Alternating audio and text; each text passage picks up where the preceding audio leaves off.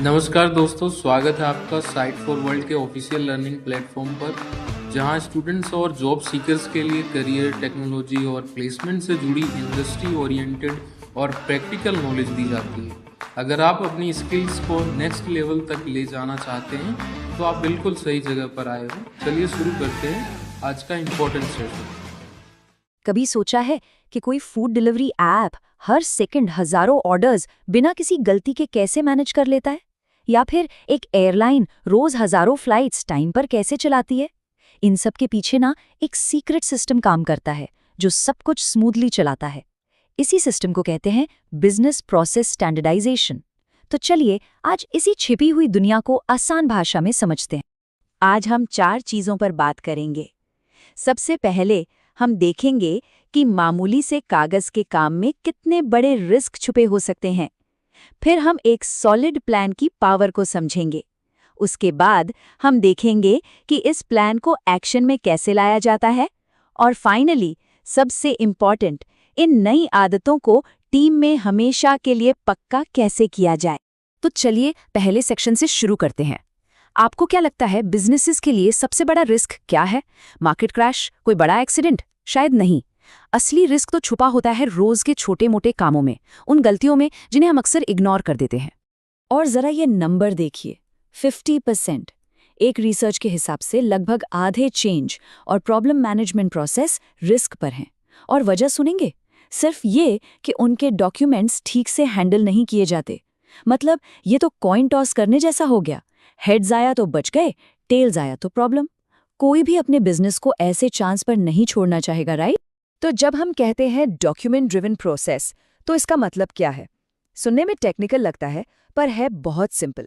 इसका मतलब है कोई भी काम जो डॉक्यूमेंट्स के बेसिस पर चलता है, फिर चाहे वो पेपर पर हो या कंप्यूटर में। सोचो, कस्टमर कंप्लेन से लेकर नए एम्प्लॉय को हायर करने तक सब कुछ तो डॉक्यूमेंट से ही चलता है। ये हमारे काम करने के तरीके की नींव है। और यहाँ देखिए, साफ साफ दिख रहा है, सबसे ज्यादा रिस्क वाले 3 प्रोसेसेस हैं: चेंज मैनेजमेंट, कस्टमर कम्युनिकेशन और कस्टमर सर्विस। और इनमें कॉमन क्या है? ये तीनों डायरेक्टली कस्टमर से जुड़े हुए हैं। मतलब यहाँ थोड़ी सी भी गड़बड़ हुई ना, तो सीधा असर कंपनी की रेप्यूटेशन और ऑफ कोर्स पैसों पर पड़ता है। ओके, सो प्रॉब्लम तो समझ आ गई। अब बात करते हैं सोल्यूशन की, और सोल्यूशन है स्टैंडर्डाइजेशन। बहुत सिंपल सा आइडिया है।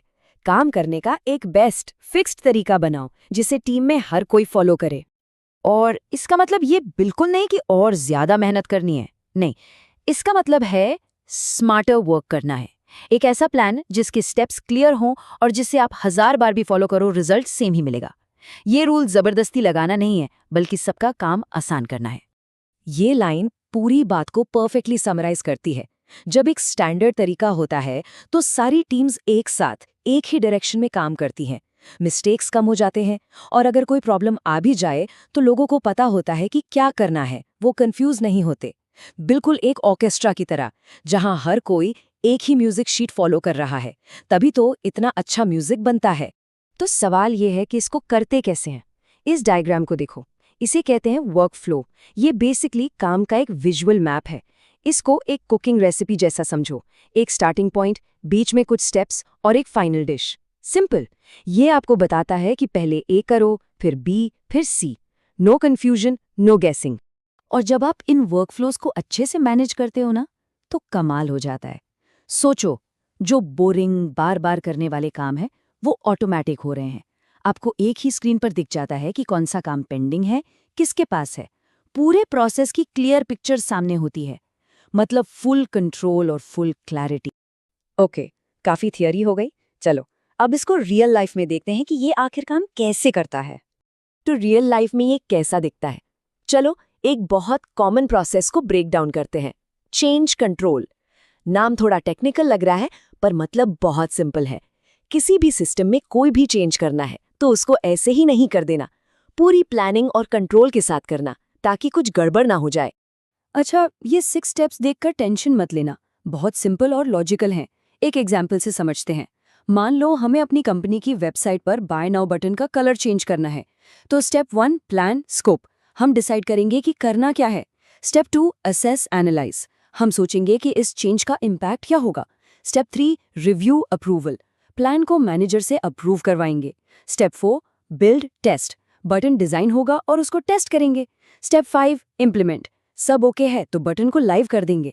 और फाइनली स्टेप 6 क्लोज, प्रोसेस को ऑफिशियली बंद कर देंगे। देखा कितना सिंपल है। एक छोटे से चेंज को भी इन स्टेप्स से फॉलो करने पर गलती के चांसेस ऑलमोस्ट 0 हो जाते हैं। और पता है इंटरेस्टिंग बात क्या है? चेंजेस को ट्रैक करने का यही same idea modern software development की जान है। हम जो भी ऐप या वेबसाइट यूज करते हैं वो सब इसी डिसिप्लिन्ड प्रोसेस के थ्रू बनती हैं। टेक वर्ल्ड में इसके लिए एक स्पेशल टूल होता है जिसे कहते हैं वर्जन कंट्रोल सिस्टम यानी VCS। इसको ना फाइल्स के लिए एक टाइम मशीन समझो। और आसान एग्जाम्पल चाहिए? गूगल डॉक्स तो यूज किया ही होगा। कैसे उसमें वर्जन हिस्ट्री देख सकते हैं कि किसने कब क्या चेंज किया, बिल्कुल वही। और अगर कुछ गड़बड़ हो जाए तो एक क्लिक में पुराने वर्जन पर वापस, बम, सिंपल। इसी को कहते हैं कंट्रोल। तो ठीक है, हमने प्रोसेस समझ लिया, सिस्टम भी देख लिया, पर इन सब का क्या फायदा अगर जो लोग इसे यूज करने वाले हैं वही तैयार ना हो? अब बात करते हैं इस पूरी कहानी के सबसे इंपॉर्टेंट पार्ट की, यानी इंसानों की, द ह्यूमन एलिमेंट की। सोचो, आपने एक परफेक्ट प्रोसेस बना लिया लेकिन उसको कोई फॉलो ही नहीं कर रहा, तो क्या फायदा? ये तो वैसी बात हो गई कि आपके पास दुनिया की बेस्ट रेसिपी है पर शेफ उसको फॉलो ही नहीं करना चाहता। और बस यहीं पे एंट्री होती है ट्रेनिंग की। ट्रेनिंग ही वो चीज़ है जो इंश्योर करती है कि टीम नए प्रोसेस को अच्छे से समझे और उसे अपनाए। और ट्रेनिंग देने के भी कई स्मार्ट तरीके हैं। आप इन पर्सन वर्कशॉप्स कर सकते हो, ऑनलाइन मॉड्यूल्स बना सकते हो, या फिर दोनों को मिक्स कर सकते हो, जिसे ब्लेंडेड लर्निंग कहते हैं। असली बात यह है कि अप्रोच वही बेस्ट है जो आपकी टीम के लिए सबसे ज़्यादा आसान और इफेक्टिव हो। अच्छा, एक अच्छी ट्रेनिंग बनाने के लिए क्या क्या जरूरी है? सबसे पहले इंस्ट्रक्शंस एकदम क्लियर होने चाहिए। दूसरा, फ्लो चार्ट्स जैसे विजुअल्स यूज करो ताकि चीजें आसानी से समझ आएं। तीसरी बात, लैंग्वेज सिंपल रखो, बड़े बड़े टेक्निकल वर्ड्स मत यूज करो। और हाँ, सबसे इम्पॉर्टेंट, ये जरूर बताओ कि अगर प्लान के हिसाब से कुछ ना हो तो एक्सेप्शंस को कैसे हैंडल करना है। तो इन सब का एंड रिजल्ट क्या है? बेसिकली स्टैंडर्डाइजेशन आपको केओस से कंट्रोल तक ले जाता है। जहां पहले कंफ्यूजन था, अब वहां एक क्लियर रास्ता है। ये टीम के हर मेंबर को कॉन्फिडेंस देता है कि वो अपना काम अच्छे से कर सकता है। तो अब एक आखिरी सवाल आपके लिए।